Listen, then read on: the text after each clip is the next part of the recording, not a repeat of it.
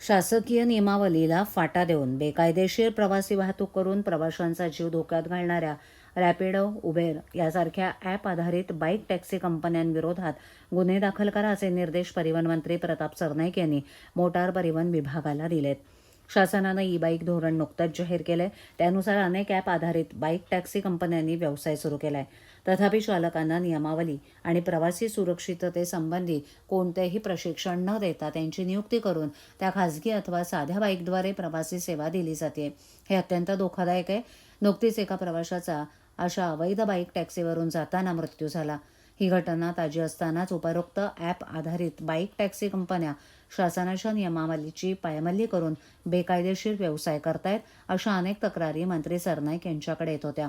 या तक्रारीची दखल घेत अशा बेकायदेशीर व्यवसाय करणाऱ्यांवर थेट गुन्हे दाखल करा असे आदेश सरनाईक यांनी दिलेत.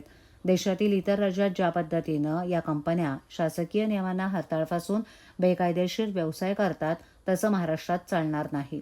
प्रवाशांची सुरक्षितता केंद्रस्थानी ठेवून सर्वसामान्य चालकांचं शोषण करता नियम आणि सुरक्षिततेचे निकष पाळून आपला व्यवसाय वृद्धिंगत करणाऱ्या ॲप आधारित बाईक टॅक्सी कंपन्यांना शासनाचा पाठिंबा राहील. परंतु अज्ञानी चालकांचा गैरफायदा घेऊन बेकायदेशीररित्या शासकीय नियमांची पायमल्ली करून प्रवाशांचा जीव धोक्यात आणणाऱ्या ॲप आधारित बाईक टॅक्सी कंपन्यांवर यापुढेही अशीच धडक मोहीम राबवली जाईल.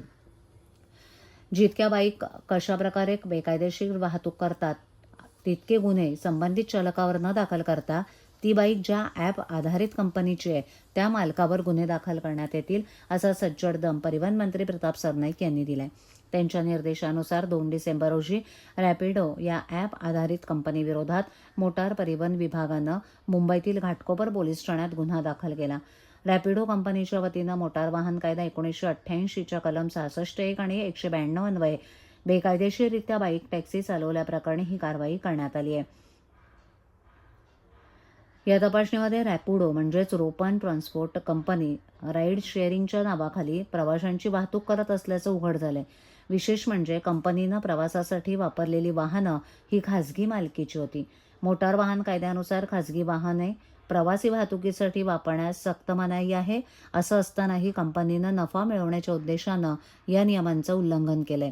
रॅपिडो या ॲप आधारित कंपनीनं मोटार वाहन अधिनियमानुसार व्यावसायिकरित्या प्रवासी वाहतुकीसाठी उपयोग केला.